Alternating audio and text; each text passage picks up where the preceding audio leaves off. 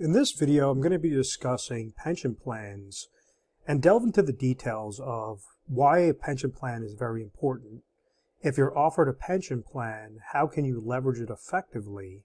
And then how could you also make sure that you're getting flexibility within your pension plan, whether that be through a max pension strategy, whether that is you're taking a lump sum option, if your employer's giving you a lump sum option versus the income side, why some people might do that.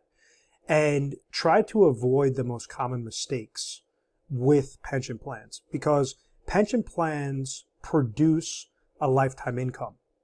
In retirement, when you're no longer working, that lifetime income, that cash flow, is crucial. So if you think about retirement from the 30,000-foot view, and let's say somebody is nearing retirement or they're currently retired, they were working, that was their point A. Their point B was their ideal retirement date.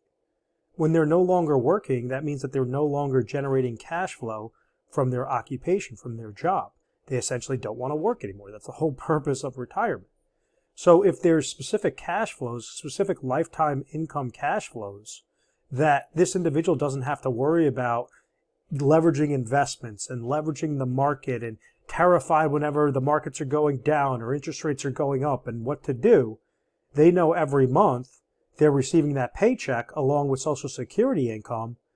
That could be a very good thing. That could be the missing piece that brings them to their ideal retirement situation, where they don't have to worry about outliving their monies, outliving their savings. So ultimately, the example of a pension plan, and I use this in a few of my videos, is I always use the example of my grandfather. Let me clear off the screen. And my grandfather, he worked for the city of New York. He was an elevator mechanic for the city of New York. So what was happening was every day, every month, every year that he was working, he was accumulating dollars on the back end into something known as a defined benefit plan, also known as a pension plan. So what the employer is essentially saying is, we're going to incentivize the employee to not leave us, to work hard, keep their head down, and we're going to take care of their retirement plan for them. We're going to define what their benefit is. So in his situation, he worked for X amount of years, 20, 30 years. And when he hit that last year of service, they had a calculation set up for him to say, okay, Sal, you gave X amount of years of service. You made X amount of dollars. This is how much you made also with overtime. This was your average. We're going to pay you X amount of dollars of monthly lifetime income that you could receive the day that you stop working. So basically, he stopped working. He was able to receive monies from the pension income. That was a lifetime income stream. And then also he was receiving income from Social Security income. And the combination of those two were greater than what his expenses were, what him and my grandmother's expenses were throughout retirement. So it's defining what the benefit is. Now, the kind of the back end story, or the funny story behind it, was my grandfather saw the nice shiny object where they were offering him a single lifetime income stream of a monthly amount. And he signed the paper, was walking out the door. My grandmother stopped him, said, "What is that?" He said, "Oh, I just, signed the paperwork for my pension."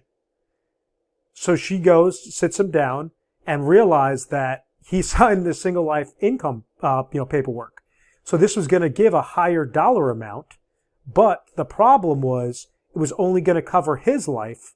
Whenever he passed away, that income would stop from the pension. So they get into an argument. She ultimately won, and he changed the paperwork to show as joint. So in this example, let's say, and I don't know what the exact number was, but let's say as a single life income, he was able to receive $100,000 per year. But as a joint life income, meaning that now him and his spouse, him and my grandmother were covered, they'd be able to receive $80,000 per year. That's a $20,000 difference. The reason why this is larger is because there's less risk for the defined benefit plan. They're only covering one life. With the joint life option, they're covering two lives. So therefore, they're going to, that larger risk produces a smaller cash flow, but that cash flow could last longer. This was a really good thing in her situation because they were a similar age. He ended up passing away at age 69, and she ended up passing away well into her 80s. So the fact that she won that argument, she never had to stress about money. She always had the combination of the pension income stream coming to her. She was a housewife, growing up.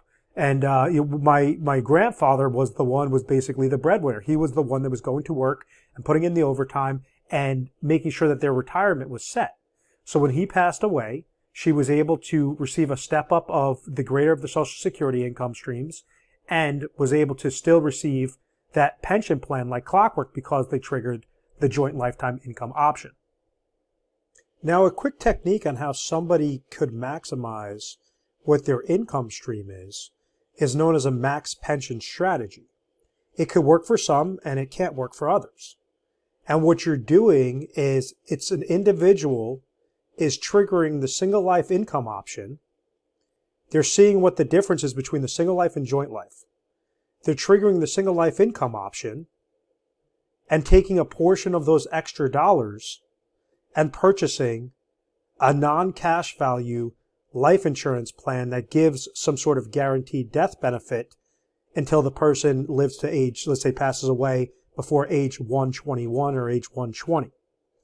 So ultimately what happens as an example is if you have a husband and wife and the pension plan was going to produce, let's say $100,000 per year for a single individual, or was going to produce $60,000 per year for a joint individual, what the couple could do is trigger the single lifetime income, because when they're triggering single lifetime income, both the husband and wife are going to be benefiting from this. They're going to be benefiting to basically enjoy the income. Let's say if this individual keeps living and living and living, and they're both living into their 80s, living into their 90s, in this example, they were able to net an additional $40,000 of cash flow, and it was worth the risk. Now, the downside to that is just like the situation with my grandfather and my grandmother, if they went with this option and the individual that the single lifetime income is on passes away prematurely, well, it screws over the remaining spouse. So this is where somebody could arbitrage and leverage life insurance to pay a premium dollar on a monthly basis, an annual basis, and produce a lump sum option. So what I mean by that is you have $100,000 if the person wanted to take the single lifetime income option, $60,000 if they want to take the joint lifetime income option. What happens if they take the single lifetime income option and they use $20,000 of these monies to purchase another $500,000 to $1 million of life insurance coverage on the single individual?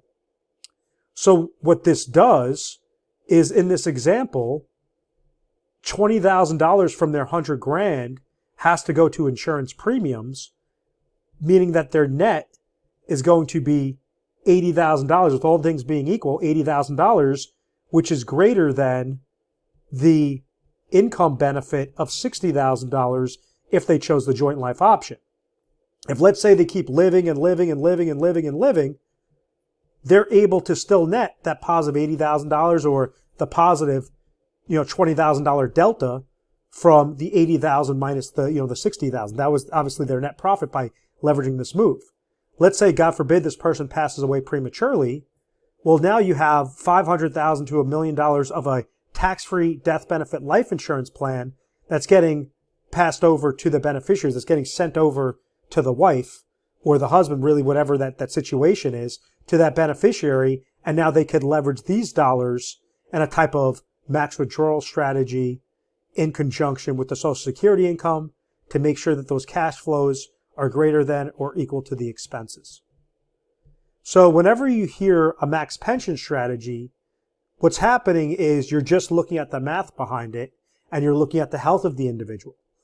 Reason being, and I say it works for some, cannot work for others, is if this individual that's eligible for the single life pension income, if they're unhealthy, if they're a smoker, if they have all these different ailments, that cost of insurance is going to be significantly more expensive and will most likely not allow this person to net properly.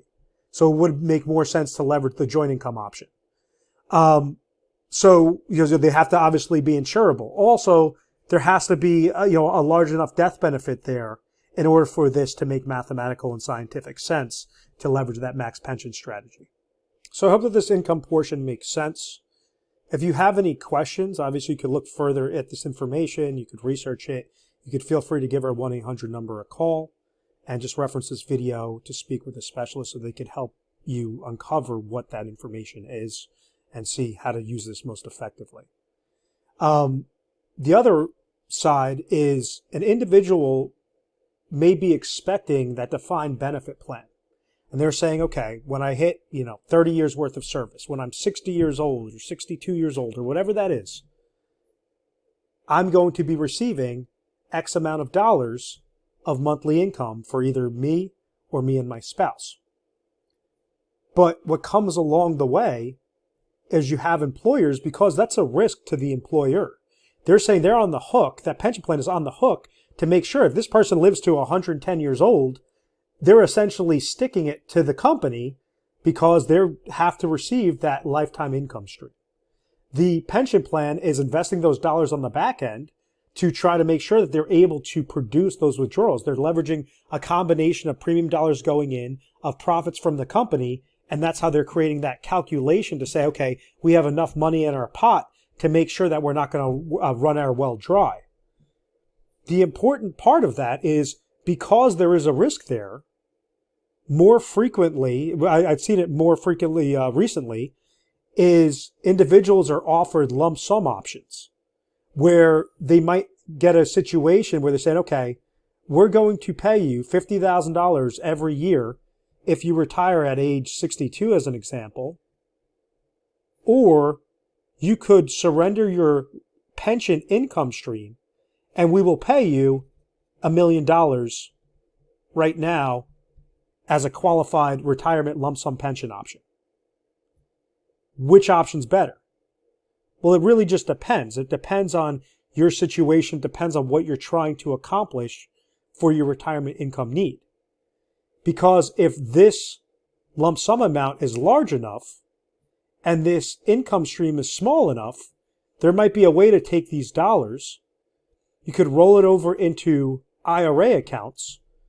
A specific IRA could be set up for a max cash flow strategy, while you have remaining dollars set up for an emergency strategy and remaining dollars set up for inflationary and growth strategy, where you could ultimately take this $1 million account and splice it up into 3, 4, 5 different IRAs that are each serving its own purpose like an individual piece in a puzzle.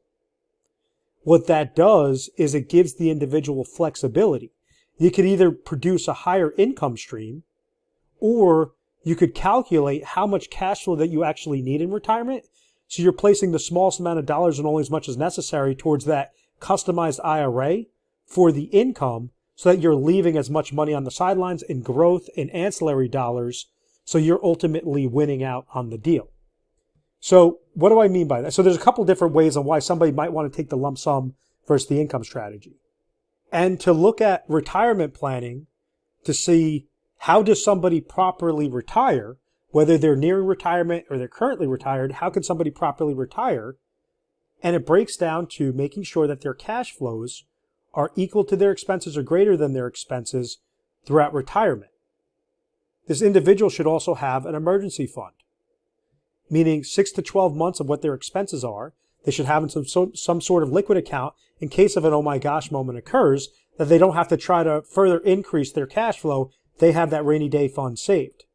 And then this third aspect, to make sure if the cash flow does not already have some sort of inflationary protection on there, how to make sure that they're stepping up in income throughout their retirement years, or growing these dollars as a type of legacy play, as a type of death benefit play, as a type of, vacation play, really whatever they want suitable for this need.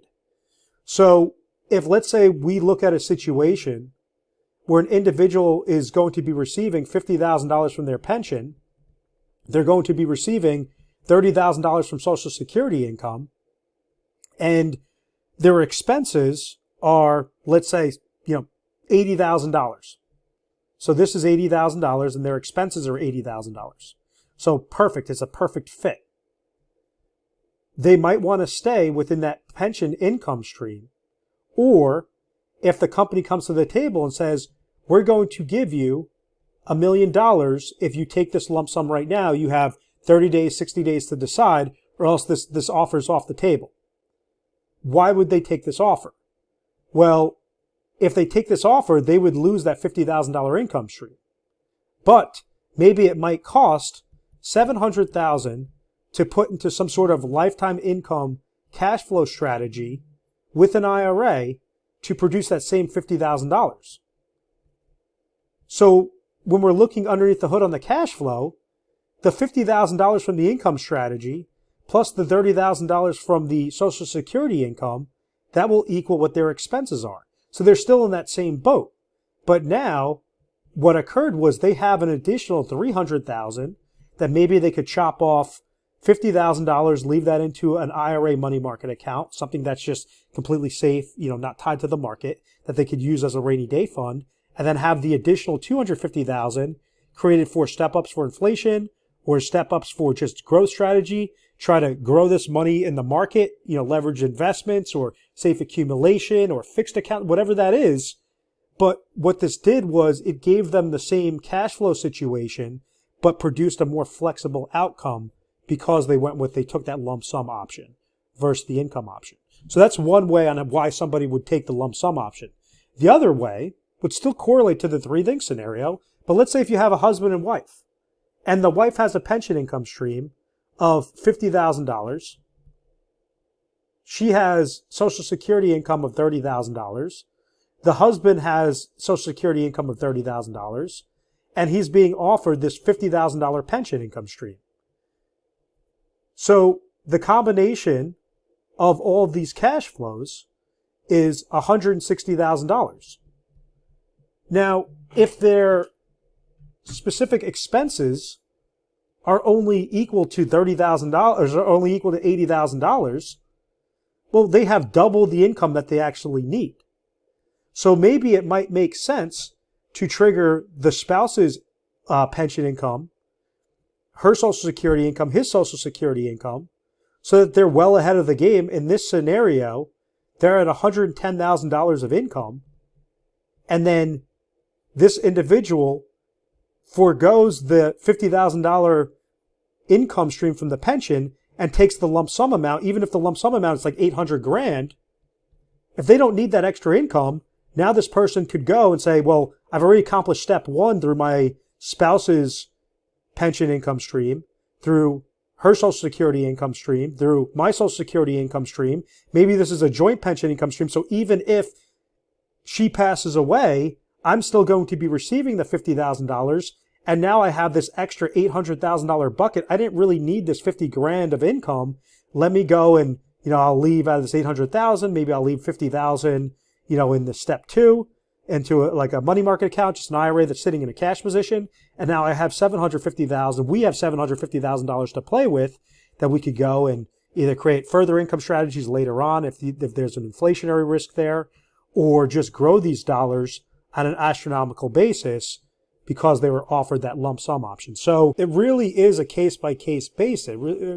It really depends on a case-by-case basis, because even if somebody could generate, one reason why someone might want to take the lump sum option is because they could generate more income on the personal side than the income that the pension is generating. On top of it, when they're leveraging cash flow strategies on the personal side, if let's say they pass away prematurely, there could still be an account value that gets left over as a death benefit. So that's one way that it will work out more favorable. The other way would be if they already have enough income streams coming to them, obviously a good problem to have, well then it might make sense to leverage the lump sum option because they know that they could grow those dollars better and leave it as more of a slush fund, leave it as an inheritance, really whatever that situation is. So there's a whole myriad of different ways on why that may make sense or why it might not make sense. So it really just depends. And one of the last things to know, and just to put things into perspective regarding a pension plan, is, how did someone get a pension? And it didn't happen by accident. An individual was working for their company. The company was essentially saving money by, maybe this person was getting paid $100,000 per year. but realistically they could have been, getting paid $120,000 per year. But because they were offered the pension plan, the company was profitable and, basically leveraging $20,000 to invest into these employee pensions. So, whether it's a defined benefit plan or a defined contribution plan, those differences, there's some sort of benefit. There's something that you're giving up in order to place monies aside to make the math work out correctly for the pension plan. So it's not really a strategy on that. I just want you to be mindful that pension plans aren't just created because these employers are so nice. Unfortunately, majority of individuals are not offered a pension plan, but the ones that are offered, what we notice is they're very satisfied, especially if they're offered a combination of a defined benefit, pension plan, and they also have access to place monies into an employer-sponsored retirement account, such as a 401k, such as a 457 plan, a thrift savings plan, all these different aspects that don't only produce income stream, lifetime income stream, but might also produce Social Security income. And the combination of those two might be greater than or equal to what that person's expenses are. But then they have an ancillary bucket, such as the 401k, such as the thrift savings plan, that now they can leverage towards either more cash flow, leverage that for an emergency need, leverage that for an inflation growth related need, and be satisfied, along the process. So, there's just some different things to be mindful of that, if you are offered a pension plan, you could really leverage your chips the right way to have a very happy, very satisfied retirement. Some of the problems that I dabbled on was death benefit. Like the situation with my grandfather and my grandmother, if he took the single life income option and he passed away, nothing would get left over to my grandmother. They chose the joint lifetime income option. Let's say if they just retired, God forbid they both came down with ailments and they passed away prematurely together or had some sort of accident, they passed away prematurely together, well, nothing's getting left over to beneficiaries in this joint lifetime income option. Just like nothing will get left over to beneficiaries in the single lifetime income option. You're basically receiving an income stream to say, I want a cash flow in retirement. That could be a problem. So this is why individuals might take that lump sum option, go create different IRA withdrawal strategies to make sure that they have their lifetime income covered while they have their excess monies growing in these different areas. Another problem would be, let's say, if the income stream is smaller than what the individual could invest on their own, and therefore they could generate a higher cash flow by just leveraging those dollars and creating a withdrawal strategy with their IRA account. So that might be another problem. I've seen it on both walks of life. I've seen it where the pension income stream was significantly higher, and it made mathematical sense to just keep the income stream to the pension and not go with the lump sum option. And then I've seen it where an individual was able to leverage a lump sum option and then go and customize it and personalize it more for, what their retirement trajectory was. And then it really comes down to limited flexibility. With the pension, you understand you're receiving income, but there's no death benefit with it. Now they might have some certain, it's something known as like certain 10-year period options where it will be a lifetime income stream. But if the person passed away within 10 years or 15 years, that there is still at least, a pot of money that's left over. But typically what we see is the single life option, the joint life option, those are going to be the best from a cash flow perspective. Or even the lump sum option, and having that flexibility with the lump sum option and just creating on the personal side has been better than the period certain options, that some people are allowed to have with their pension plans. So, those are ultimately the problems that we constantly see. If you put the pension into different perspectives of, okay, what exactly is an ideal retirement situation? An ideal retirement situation means that I don't have to go back to work, or that I could work part-time because I really love what I'm doing. The first step is to make sure that your cash flow is greater than or equal to your expenses. Right when you're able to have this peace of mind, then you want to make sure that you're saving up, or you have savings for your emergency needs. Right after that step's covered, then you want to make sure that you have an inflationary/growth strategy. Inflationary strategy is very scary, especially during today's times, because inflation is through the roof. That's the cost of goods and services that are increasing. So maybe in retirement, an individual might have $80,000 of expenses the first year that they they are walking into retirement. Maybe a couple years into retirement, this number grows to $85,000 of expenses. Maybe 10, 15 years down the road, it grows to $95,000 of expenses. So you want something that is going to grow as your expenses grow, so that you're not losing out on that inflationary risk and really the purchasing power risk that ultimately comes when somebody's going through retirement. And what's the opposite side of the coin? Well, if somebody doesn't plan out properly, they could outlive their retirement savings. They would have to downside. They would have to change their lifestyle. So that's obviously, what's important to avoid. If you found value in this video and you want a professional opinion on whether or not, how to use your pension plans, how to create personalized pension plans, different max withdrawal strategies, the different tidbits that I mentioned throughout this video, feel free to give our 1-800 number. It's 1-800-566-1002. You can visit our website, afasifinancial.com or retiresharp.com. It'll bring you to the same spot. You could set up a digital calendar appointment that way. Or you could just go and do the research yourself. And I hope that at least this gives you a nice little roadmap to figure things out. So I want to thank you very much for watching this video. Please feel free to subscribe to my YouTube channel, Retire Sharp, so you could have access to the most updated videos. Thanks so much, guys.